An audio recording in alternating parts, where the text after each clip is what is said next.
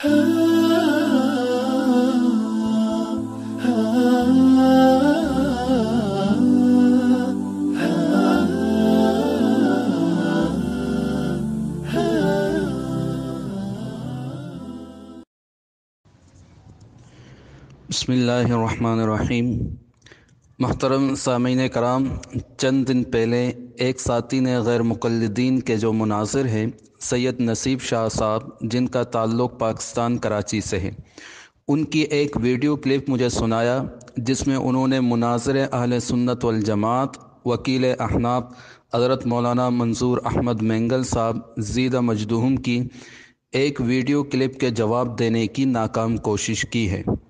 قطع نظر اس کلپ میں نصیب شاہ نے کیا کہا، لیکن غیر مقلد مناظر نصیب شاہ نے عوام الناس کو دھوکہ و مغالطہ دینے کے لیے اور اکابر اہل سنت والجماعت سے بدظن کرنے کے لیے ایک عبارت اس ویڈیو کلپ میں پیش کر کے اس پر اعتراض کیا ہے۔ چنانچہ میں ضروری سمجھتا ہوں کہ اسی عبارت کا صحیح مفہوم اور معنی آپ ناظرین اور سامعین حضرات کے سامنے پیش کروں۔ پہلے آپ اس عبارت کو دیکھ لیں، پھر اس کے بعد ہم گفتگو کریں گے۔ خیریت ملتے، کیا حال ہے؟ اللہ آپ کو خوش رکھے، یہ کریں۔ یہ میرے ہاتھ میں ارواح ثلاثہ ہے، حقائق نمبر 305 اور مکتب رحمانیہ لاہور کی چھپائی ہے، اور کتاب کا صفحہ نمبر ہے 273۔ میں نے جب یہ حوالہ علماء حدیث کے دفاع میں پیش کیا کہ دیکھو جی، آپ نے علماء حدیث پر زبان کھولی ہے، اس کا صرف میں ابتدا کرتا ہوں، اور اگر آئندہ کوئی اور بات کی تو اور بہت کچھ سنو گے۔ میں نے یہ حوالہ ذکر کیا کہ دیکھو، یہ کہتے ہیں کہ ایک دفعہ گنگوا کے خانقاہ میں مجمع تھا، حضرت گنگوہی حضرت نانوتوی کے مرید و شاگرد سب جمع تھے، اور یہ دونوں حضرات بھی وہیں مجمع میں تشریف فرما تھے کہ حضرت گنگوہی نے حضرت نانوتوی سے محبت امیز لہجہ میں فرمایا کہ یہاں ذرا لیٹ جاؤ۔ حضرت نانوتوی کچھ سرما سے گئے، مگر حضرت نے پھر فرمایا تو مولانا بہت ادب کے ساتھ لیٹ گئے۔ حضرت بھی اسی چارپائی پر لیٹ گئے اور مولانا کی طرف کو کروٹ لے کر اپنے ہاتھ ان کے سینے پر رکھ دیا، جیسے کوئی عاشق صادق اپنے قلب کو تسکین دے رہے ہیں، حاصل کر رہے ہیں۔ یہ ان کے الفاظ ہے، دیا کرتا ہے۔ مولانا ہر چند فرماتے ہیں کہ میاں کیا کر رہے ہو، یہ لوگ کیا کہیں گے؟ حضرت نے فرمایا کہ لوگ کہیں گے، کہنے دو۔ یہ حوالہ جب میں نے پیش کیا تو وہ منظور صاحب بھی اور جو ان کی طرف سے افراد تھے وہ اچھل گئے کہ تم نے ہمارے بزرگوں کو برا بھلا کہا ہے۔ میں نے کہا میں نے نہیں کہا، یہ منظور صاحب نے کہلوایا ہے، اور آئندہ ٹرن میں انہوں نے ہمارے علماء کی طرف زبان کھولی، جو موضوع ہے موضوع پر بات کرے تو میں وہ کچھ سناؤں گا کہ پھر آپ لوگ سن بھی نہیں سکیں۔ جی سامعین کرام، آپ حضرات نے عبارت کو ملاحظہ فرمایا۔ اس عبارت کے اندر جو نصیب شاہ نے اس کو پیش کیا ہے، اس میں جو اصل اعتراض اٹھایا ہے، اس اعتراض کی نشاندہی بھی میں آپ کو کرتا ہوں، اور ساتھ کچھ اور چیزوں کی نشاندہی بھی میں آپ کے سامنے عرض کر دیتا ہوں۔ پہلی بات تو عبارت پیش کر کے امت مسلمہ کے نیک علماء اور صلحاء پر تہمت اور بدگمانی کا ارتکاب نصیب شاہ نے کیا ہے۔ نمبر 2، اس عبارت کو نصیب شاہ نے سنا کر مسلمانوں کے ذہن میں غلط اور گندا مفہوم ڈالنے کی کوشش کی ہے۔ نمبر 3، نصیب شاہ نے علامہ قاسم نانوتوی صاحب اور مولانا رشید احمد گنگوہی صاحب دونوں کے اس عمل کو پیش کر کے انہوں نے یہ ثابت کرنے کی کوشش کی ہے کہ گویا کہ ایک آدمی دوسرے آدمی کے سینے پر جو ہاتھ رکھتا ہے، یہ عمل ان کے نزدیک گندا فعل ہے، گندا عمل ہے۔ تو یہ 3 چیزیں ہیں جو نصیب شاہ نے پیش کی ہیں۔ میں کوشش کروں گا ان تینوں کے جوابات آپ کو ترتیب وار دوں۔ پہلی بات، جو انہوں نے تہمت اور بدگمانی کا ارتکاب کیا ہے، اس پر میں آپ حضرات کے سامنے کچھ باتیں عرض کر دوں۔ عزیز دوستوں اور ساتھیوں، غیر مقلدین نام نہاد اہل حدیث یہ شریعت کے حدود کو پامال کرنے والے لوگ ہیں۔ قرآن و حدیث کا نام لے کر عام مسلمانوں کو گمراہ کرنے والے یہ لوگ ہیں، ان حضرات کا قرآن اور حدیث سے کیا واسطہ؟ کوئی واسطہ نہیں۔ عزیز دوستوں، کسی پر تہمت لگانے کی اسلام میں کیا سزا ہے اور اس تہمت کو ثابت کرنے کے لیے کیا شرائط ہے؟ آپ انہی کے علماء سے جا کر پوچھ لیں، یا آپ کو خود بتا دیں گے۔ اللہ تبارک و تعالیٰ نے سورۃ النور کے اندر تہمت لگانے والوں پر ناراضگی کا اظہار فرمایا ہے، اور ابو داؤد کی حدیث، نبی علیہ الصلاۃ والسلام کا فرمان جو صحیح ابو داؤد کے اندر ان کے امام البانی صاحب نے بھی اس کو صحیح کہا ہے۔ جو حدیث میں آپ کو پیش کر رہا ہوں وہ حدیث یہ ہے، پیغمبر علیہ الصلاۃ والسلام کا فرمان ہے کہ من قال فی مؤمن ما لیس فیہ اسکنہ اللہ ردغۃ الخبال حتی یخرج مما قال۔ حدیث کا ترجمہ اور مفہوم میں آپ کے سامنے عرض کروں۔ رسول اللہ صلی اللہ علیہ وسلم کا فرمان، جس نے کسی مومن کے بارے میں ایسی بات کہی جو اس میں نہیں تھی تو اللہ تعالیٰ اسے جہنمیوں سے نکلے ہوئے خون اور پیپ میں ڈالے گا، وہ اسی کا مستحق رہے گا، حتی یخرج مما قال، یہاں تک کہ اپنی بات سے باز آ جائے۔ یہ تو تہمت لگانے کے حوالے سے ہے۔ اسی طرح حدیث میں خود موجود ہے، وہ بھی ابو داؤد کے اندر اور دوسری احادیث کی کتب کے اندر یہ بات موجود ہے۔ پیغمبر علیہ الصلاۃ والسلام کا فرمان کہ ایاک والظن، گمان سے یعنی بدگمانی سے آپ بچیں، اپنے آپ کو محفوظ کریں، یہ بھی کبیرہ گناہ ہے۔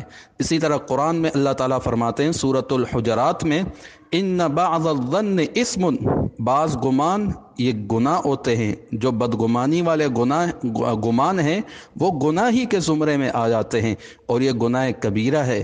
عزیز دوستوں، آپ خود اندازہ لگائیں کہ اس انسان نے ایک تو علماء جو امت کے صلحاء ہیں، نیک لوگ ہیں، ان پر ایک تو تہمت لگائی، اور دوسری بات ان پر بدگمانی کا ارتکاب کیا ہے۔ عزیز دوستوں، صحیح معنوں میں اگر اسلامی حکومت ہوتی تو نصیب شاہ اور ان جیسے لوگوں کو شریعت کی جانب سے کوڑے کی سزا ملتی اور ان کو کوڑے لگتے، لیکن بدقسمتی سے ملک پاکستان میں اسلامی قوانین نافذ نہیں، اسی لیے جس کے منہ میں جو آتا ہے وہ کہہ دیتا ہے۔ اب اس بے شرم انسان نصیب شاہ کو اتنی بھی شرم نہیں آئی کہ پاک باز انسان جو امت کے رہنما ہیں، امت کے صلحاء ہیں، امت کے علماء ہیں، ان پر تہمت لگانا اپنی عاقبت کو خراب کرنے کے سوا اور کچھ نہیں۔ اور ساتھ میں یہ بھی یاد رہے کہ جس کے پاس عقل سلیم، فہم سلیم ہو اور تھوڑا سا بھی غیرت ایمانی موجود ہو، وہ ہرگز اس طرح کے گندے سوچ کا مالک کبھی بھی نہیں ہو سکتا، چونکہ نصیب شاہ اور غیر مقلدین یہ گندے سوچ ہی کے مالک ہوتے ہیں۔ نصیب شاہ اور ان جیسے لوگوں کے لیے میں یہی کہہ سکتا ہوں کہ ایک عرب نے بہت ہی اچھی بات کہی ہے، کم من عائب قولا صحیحا آفتہ من الفہم السقیم، کہ یہ تمام آفت اور مصیبت نصیب شاہ پر جو آ پڑی ہے اس کے فہم سقیم کی وجہ سے، اس کے اس برے سوچ اور فہم کی وجہ سے ہے، چونکہ انہوں نے اسی چیز کو ہی اپنا اصل ٹارگیٹ بنایا ہے۔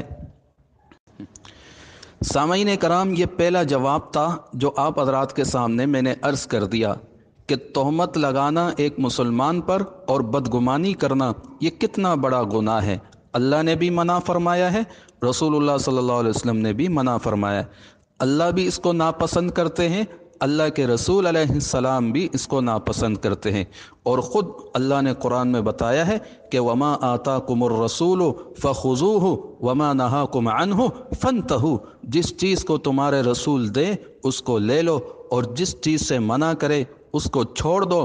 اب ایک عام مسلمان بھی اللہ اور اس کے رسول کی ان باتوں کو سن کر وہ بھی یہی کہے گا کہ میں ان چیزوں کا ارتکاب نہیں کروں گا، چہ جائے کہ ایک اپنے آپ کو عالم کہنے والا، مناظر کہنے والا اور ایک جماعت کا نمائندہ اور اب مناظر وہ بھی اس چیز کا ارتکاب کریں تو عزیز دوستوں میں یہی کہوں گا کہ یہ دیندار نہیں ہیں بلکہ دکاندار ہیں، دین پھیلانے والے نہیں ہیں بلکہ اپنی دکان کو چمکانے والے لوگ ہیں۔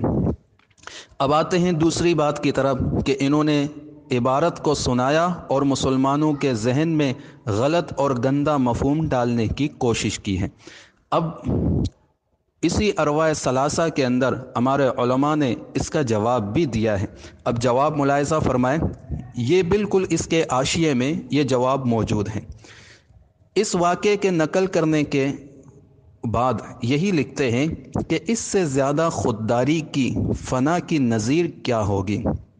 کیا اہل تصنع ایسا کر سکتے ہیں؟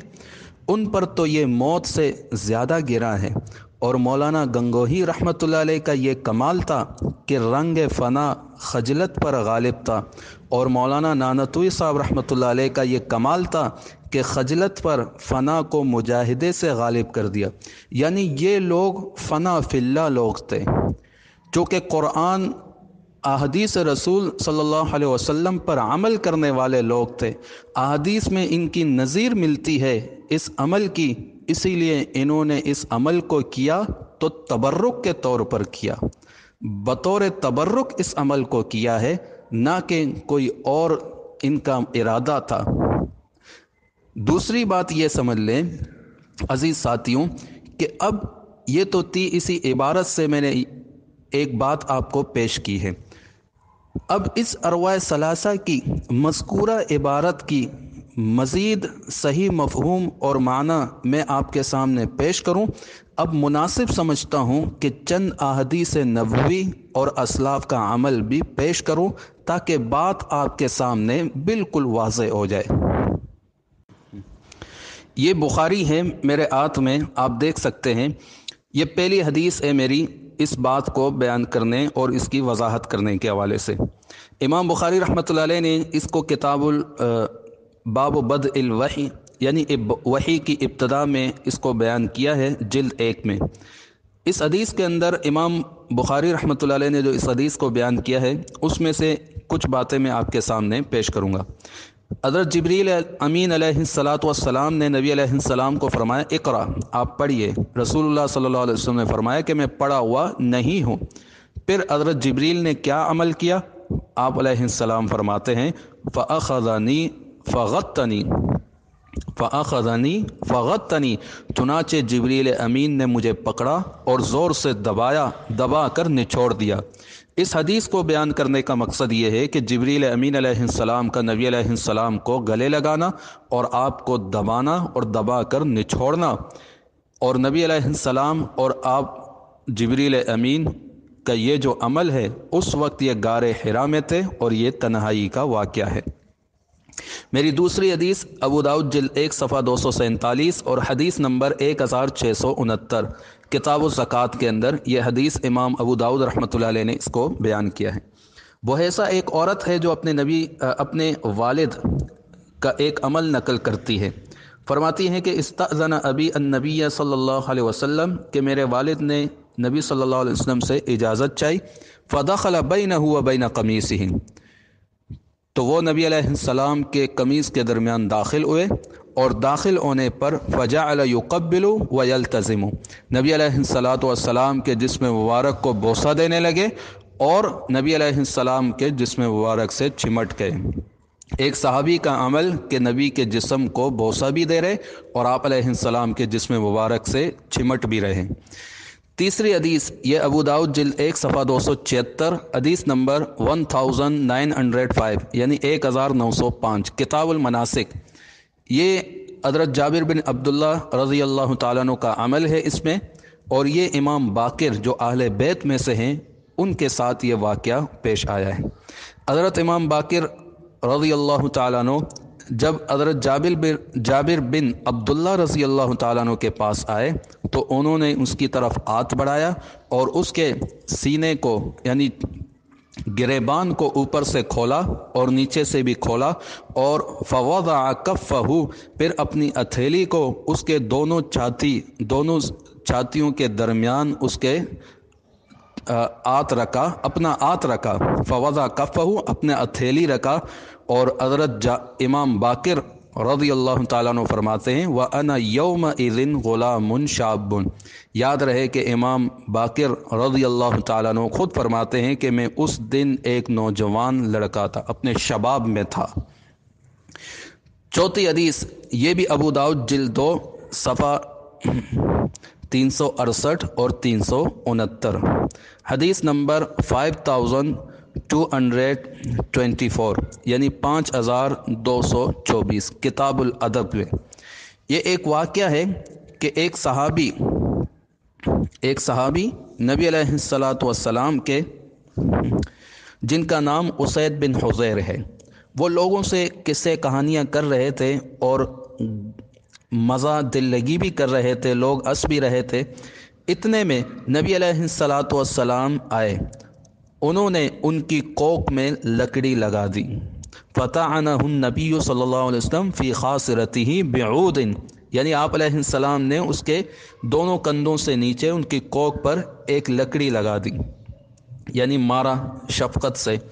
قال اصبرنی، انہوں نے کہا مجھے بدلہ دیجئے۔ آپ علیہ الصلاۃ والسلام نے فرمایا استبر، بدلہ لے لو۔ انہوں نے کہا کہ ان علیک قمیصا ولیس علی قمیص، آپ کے جسم اطہر پر تو قمیص ہے جیسا کہ میرے جسم پر قمیص نہیں تھی۔ تو رسول اللہ صلی اللہ علیہ وسلم نے اپنی قمیص مبارک اٹھا دی تو وہ صحابی آپ علیہ الصلاۃ والسلام سے چمٹ گئے، لپٹ گئے، آپ علیہ السلام کے پہلو مبارک کو بوسہ دینے لگے، آپ کے پہلو مبارک کو بوسہ دینے لگے، اور یہ عمل تمام صحابہ کے سامنے موجود تھا۔ سب صحابہ کے سامنے یہ عمل ہو رہا تھا کہ نبی صلی اللہ علیہ وسلم کے جسم مبارک کو آپ بوسہ بھی دے رہے تھے۔ تو یہ ہو گئے 4 حدیثیں۔ 5ویں حدیث، یہ حضرت ابو امامہ رضی اللہ تعالیٰ عنہ کی یہ حدیث ہے۔ اس کو امام احمد بن حنبل نے اپنی مسند کے اندر بھی اور طبرانی میں المعجم الکبیر کے اندر بھی اس کو بیان کیا گیا ہے، اور سلسلۃ الاحادیث صحیحہ کے اندر اس کو صحیح فرمایا گیا۔ ایک صحابی کا عمل ہے کہ ایک صحابی آئے نبی علیہ السلام کے پاس، فرمایا اذن لی بالزنا، مجھے زنا کی اجازت دیجیے۔ تو لوگ اس پر متوجہ ہو گئے اور انہوں نے ان کو ڈھانٹنا شروع کیا کہ کیا کہہ رہے ہو، کس طرح کی باتیں کر رہے ہو۔ تو نبی علیہ السلام نے اس کو بٹھایا اور بٹھا کر بڑے ادب اور شفقت کے ساتھ آپ علیہ السلام نے اس کو سمجھایا، اتحبہ لامک، کیا تو اس بات کو پسند کرتا ہے کہ تیری ماں کے ساتھ یہ معاملہ ہو؟ قال لا، فرمایا نہیں۔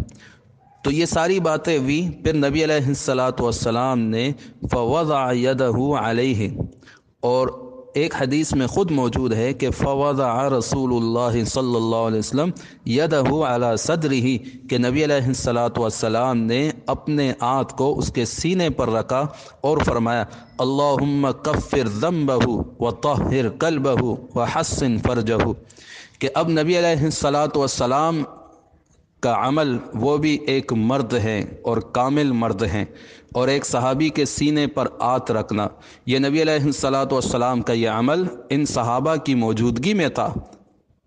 یہ کتنے حدیثیں ہو گئیں؟ 5 حدیثیں۔ یہ 6 حدیث ہیں، یہ صحیح بخاری جلد 2 جو درسی کتب ہے، اس کے جلد 2 صفحہ 845، کتاب المرضى باب وضع الید علی المریض۔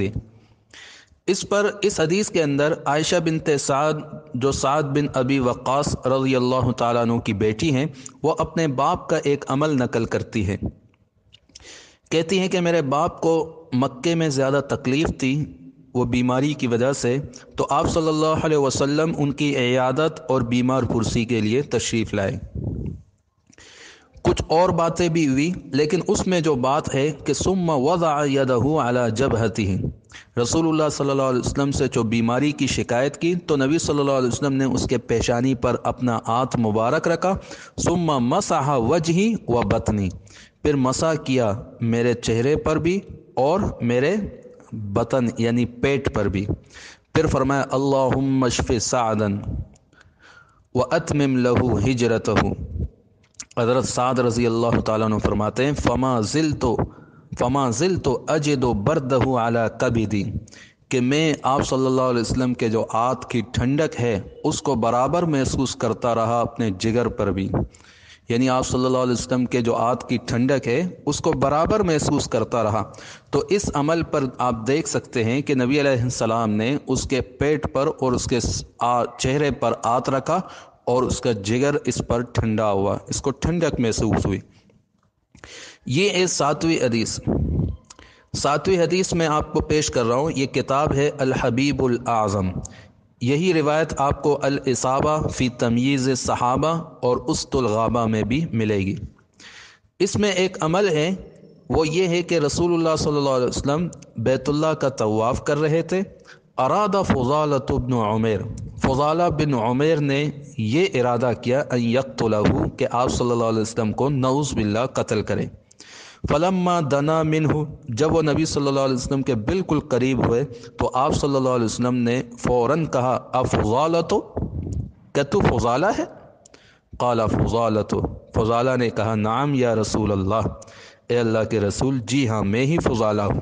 क़ाला मा कुन्त तुहद्दिसु बिही नफ्सका, तो क्या महसूस कर रहा है अपने जी में क्या महसूस कर रहे हो, क्या बातें हो रही हैं?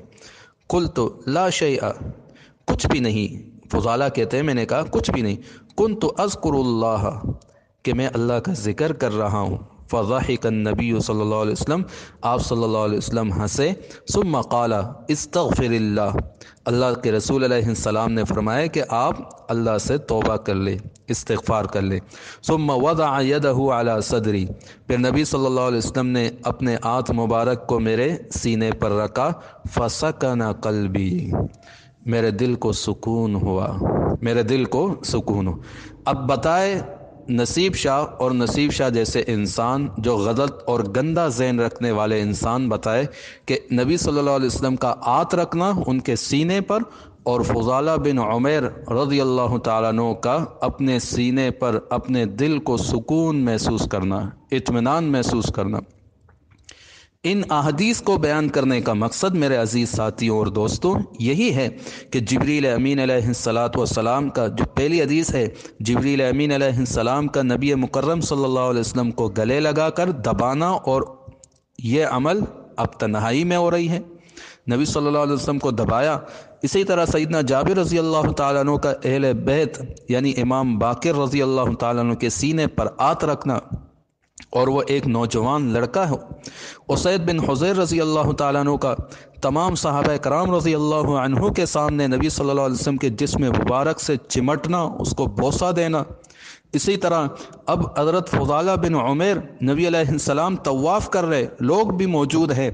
नबी अलैहिस्सलाम ने उनके सीने पर हाथ रखा। फ़ुज़ाला बिन उमैर कहते हैं मेरे सीने को मेरे दिल को सुकून मिल गया। ये अहदीस पेश करने का मतलब ये है कि अब बताए कि गैर मुक़ल्लिद बिलखुसूस नसीब शाह जैसा एक गंदा ज़हन रखने वाला, हदीस का इनकार करने वाला हो, वो नबी अलैहिस्सलातु वस्सलाम की ज़ात पर क्या एतराज़ करे। अगर एतराज़ करके वो तो यही हदीसें पेश करते हैं और यही बातें पेश करते हैं कि अहदीस ऐसी होती हैं कि आपके नबी का अमल ये अर्गिज़ नहीं हो सकता, ये कभी भी नहीं हो सकता। अब बताए नसीब शाह इस ऐसे गंदे जहन रखने वाले, तुझ जैसे गंदे जहन रखने वाले मुनकरीन हदीस को आप क्या जवाब दोगे? जो जवाब आपका होगा वही जवाब हम अपने अहले सुन्नत वल जमात अकाबिर मौलाना कासिम नानतवी और मौलाना रशीद अहमद गंगोई साहब रहमतुल्लाह अलैह के बारे में वही जवाब देंगे। अब एक आदमी को खुद शर्म आनी चाहिए कि नबी अलैहिस्सलातु वस्सलाम ने जो ये अमल किया है और सहाबा ने जो अमल ये पेश किया है, हमारे अकाबिर ने जो ये पेश किया है, नबी सल्लल्लाहु अलैहि वसल्लम की इत्तिबा और आपके अहदीस पर अमल करने की वजह से तबर्रुक के तौर पर पेश किया है, ना कि उनका कोई गंदा जहन हो।